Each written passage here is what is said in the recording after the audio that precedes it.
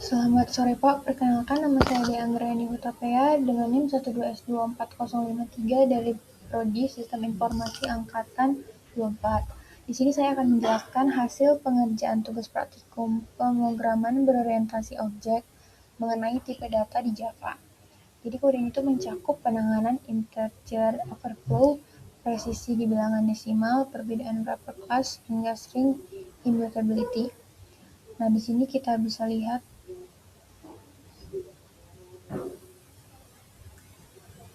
di awal kita pakai scanner untuk membaca input. Nah, kemudian kita baca token pertama yang menentukan soal mana yang mau dijalankan. Lalu kita pakai if else untuk mengecek apakah input soal 1, soal 2, dan seterusnya.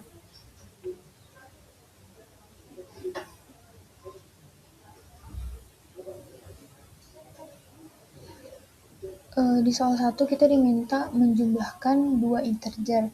Tapi kalau terjadi overflow, kita harus mencetak overflow. Makanya ada integer sum sama dengan A tambah B. Karena kita dilarang pakai long atau try catch, kita deteksi overflow itu pakai logika tanda. Kalau dua angka positif tapi hasilnya negatif, itu overflow. Kalau dua angka negatif tapi hasilnya positif, itu juga overflow. Ini murni pakai logika matematika integer 32 bit. Nah,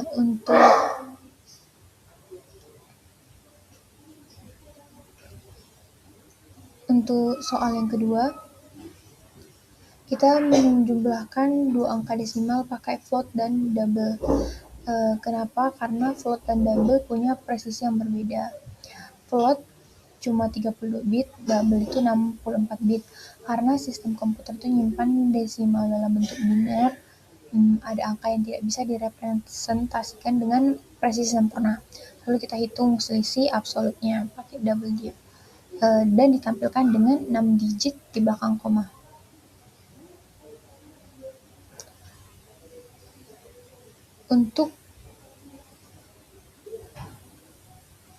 Untuk soal nomor 3, di sini kita tuh pakai integer, Bu. Untuk soal nomor 3 ini kita pakai integer integer A gitu, bukan yang int. Ketika kita tambah 1, terjadi unboxing. Jadi ini tuh lalu auto boxing lagi jadi objek baru. Artinya A sekarang menunjuk ke objek baru, sedangkan B masih objek lama. Makanya yang A sama dengan B membandingkan reference, hasilnya false. Dan yang A equals B itu membandingkan nilai, juga false karena nilainya beda. Nah, kemudian untuk soal yang keempat, string immutability. String di Java itu immutable.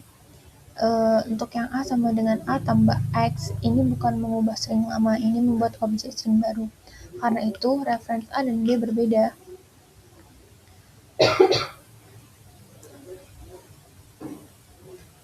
Kemudian kita ke soal nomor 5.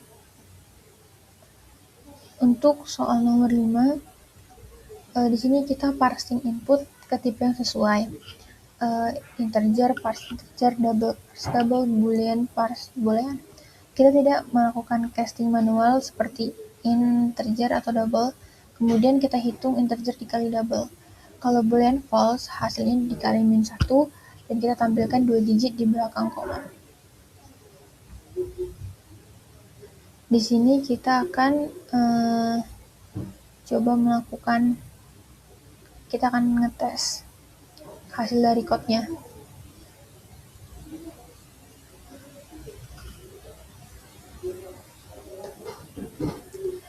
Kita akan mulai dari soal nomor 1,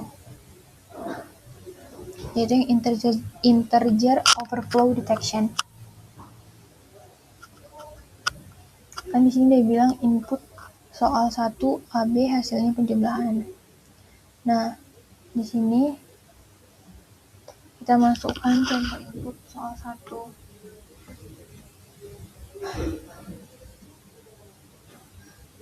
Di sini hasilnya sudah sesuai dengan contoh outputnya, yaitu overflow.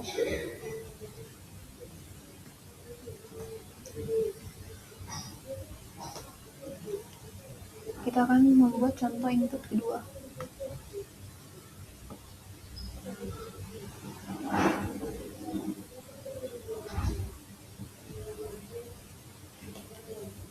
Ini juga sudah sesuai. Kemudian kita akan lanjut ke soal yang kedua, yaitu float PSW precision track.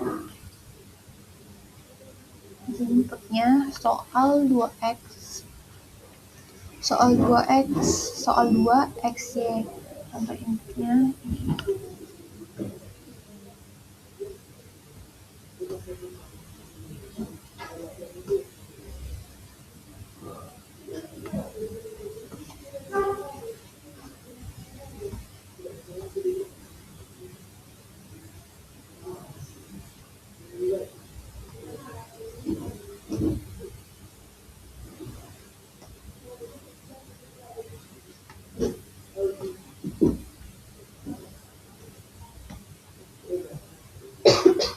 Bisa kita lihat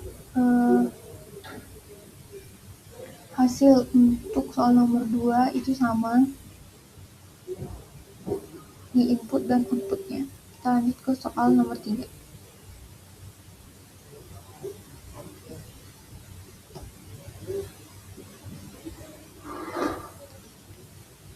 Soal nomor 3 itu di primitive square wrapper compression.